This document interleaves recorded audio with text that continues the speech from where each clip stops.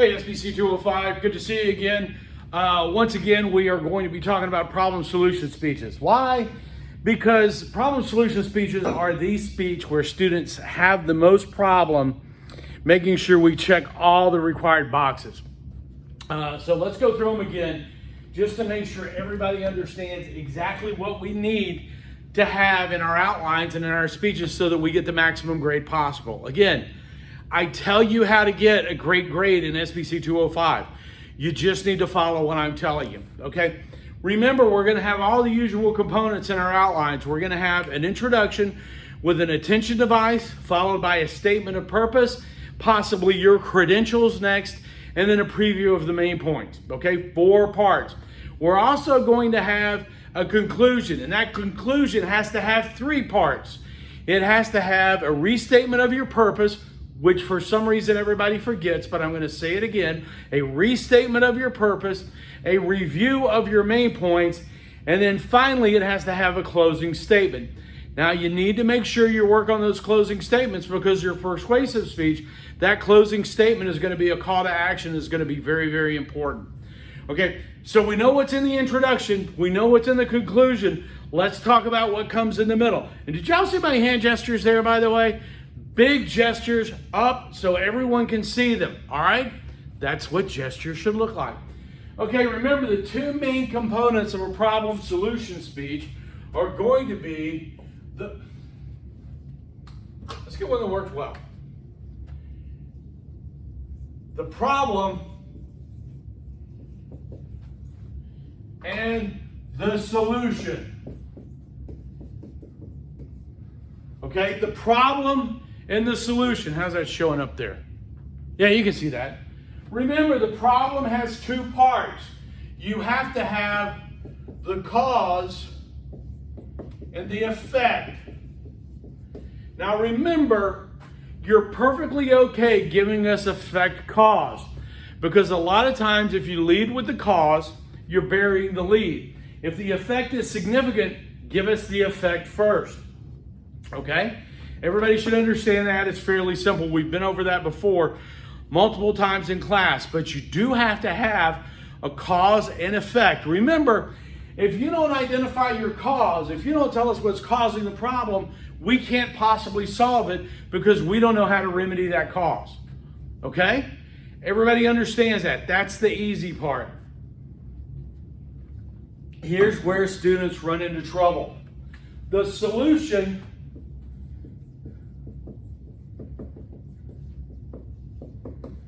has practicality and efficacy. Okay? Practicality answers the question, do we know this will work or can be done? Do we know this can be done? That's practicality. Okay? Efficacy answers the question, will this effectively solve the problem? It's that simple. Okay? So what happens is, with so many of these problem solution speeches, is we have what I call the anti-Nike solution. We'll identify a problem, and then we'll identify the solution, which is just don't do it. Just stop. Which is not going to work. All right? If your problem and your cause and your effect is that tens of thousands of people die every year from heart disease because they are smoking cigarettes. Okay? And if your solution is just don't smoke, that's not going to be an effective solution. Because for 80 years, 60 years, we have been telling people over and over and over again in every way possible that smoking kills you. And if just don't do it was going to be a solution, people would just not do it now. You have to come up with an effective solution that is practical and effective. Okay? Solution for smoking. Raise the taxes on cigarettes. Okay? For the brief period of time in my life when I smoked, a pack of cigarettes cost me 89 cents. Now in New York, in places, they're costing over $10 a pack. And smoking from the 1960s to today has dropped by like 75%. Less than a third of the people who used to smoke still smoke now. Okay, another possible solution, vaping. Okay, will that be effective? Remember, your effect that you're trying to solve is heart disease. Okay, if vaping brings on a whole host of other health problems, you haven't effectively solved the problem. Okay, so if you know, like one of the things they told us when I was quitting smoking was, hey, smoke cigars. You don't inhale, you'll still get nicotine, it's better. Well, instead of getting lung cancer, you get cancer in the mouth. So that's not solving your cancer problem. Okay? So when you get when you see the announcement today about your problem solution outlines, you're going to see I ask 6 basic questions that you have to put on your draft outline. One is, first question, my problem is, and then state your problem. This problem is caused by, and then state your cause. This is a significant because of this effect, and then fill in the effect. My solution is, fill in the solution. This is practical because, and fill in how you know it's practical. And it is effective, we know it's effective because, and then fill in the efficacy. Okay? Here's what I'm going to recommend you do during your speeches. Okay? Because most people get problem, solution, cause, effect fairly easily. Where we have problems is over here in the solution. Again, I tell you this over and over again about how to get the perfect score. I've told you the way to get all 3 of your pieces of evidence credited, boom, boom, boom, is to say, according to, and then give your source. If you say that, I guarantee you will get credit for practicality and efficacy. I'm going to recommend you simply say, we know this solution is practical, or we know this solution can be done because. Okay? And then give us your information that proves that it's practical. We know that this solution is effective and will solve the problem because. And then fill in the information that you have to prove it's effective. Okay? Now remember, go back to the lecture. Your solution has to deal with your cause. And again, the example I go to is if you're having trouble on a college campus with students leaving the dorms, going across the street off campus, getting drunk, and then coming back on campus and doing millions of dollars worth of damage to the campus, which is an actual problem in almost every major college and university. Your cause, okay, is students are getting drunk off campus. The effect is millions of dollars of property damage. So as the president of the university, my solution is to close all the bars off campus. That may be effective, but it is not practical. I do not have the legal authority to do that. So that is not a practical solution. What would be a practical solution? Okay? Stronger penalties for public intoxication on campus. Any student that is caught publicly intoxicated on campus will immediately be suspended for 1 semester. Okay? Is that practical? Do I have the ability to do that? Sure, I'm the president of the university. That's a student. I can suspend them. I have the authority from the Board of Regents, from the state, to suspend students whose conduct contravenes the academic goals of the university. So that solution, suspending students who got caught drunk on campus for the remainder of the semester, is practical. Is it going to be effective? Well, I have a study, or I have a case study where the University of Wausau in Wausau, Idaho, did this and cut down on their property damage on campus by intoxicated students by 75% in 3 months. So I have proven it's practical and it's effective. 2 separate content. Now, is it possible for you to say, we know this is practical and we know this is effective by introducing one study from one? Yeah, actually you can. That would be fine.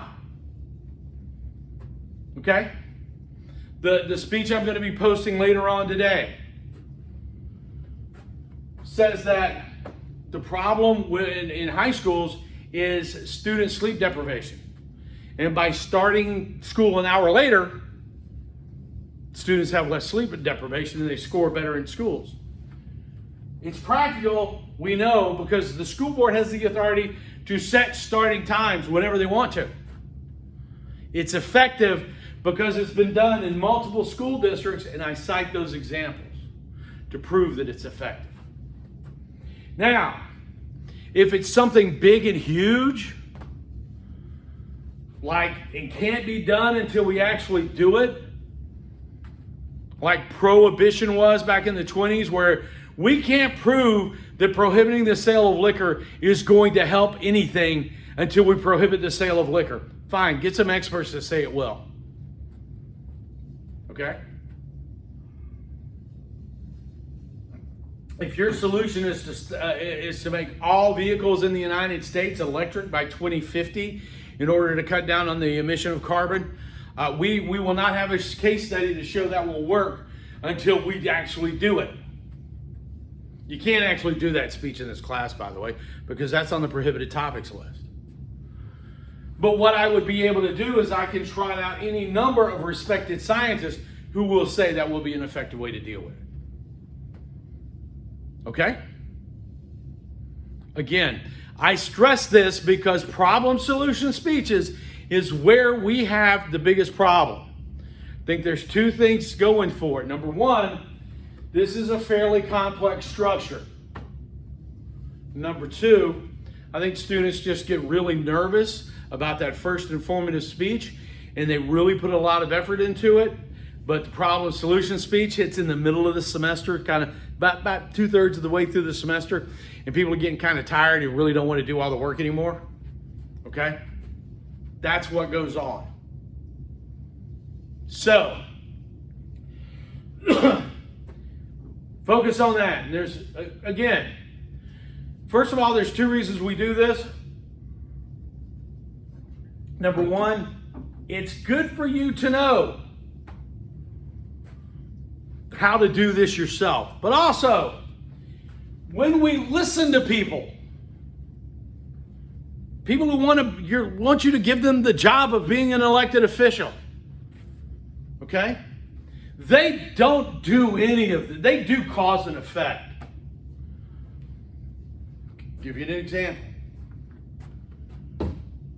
We have an immigration problem, which is, I don't think is arguable, which is having certain negative effects. What's the solution? Build a wall.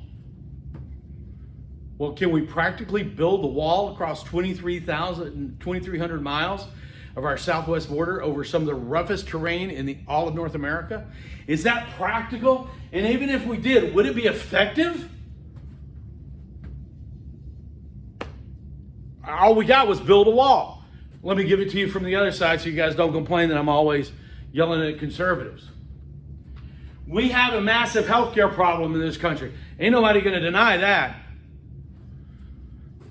The cause is people can't get healthcare or healthcare is too expensive. The effect is people are dying. Our solution? Medicare for all. Another 3-word solution. Can we afford to pay for everybody to have an equivalent of Medicare? I don't know. Nobody's ever really proven that to me one way or the other. The guy who advocated it the most said, it's not my job to figure out how to pay for it. My job is just to come up with the ideas. So he explicitly said, I'm not going to worry about practicality.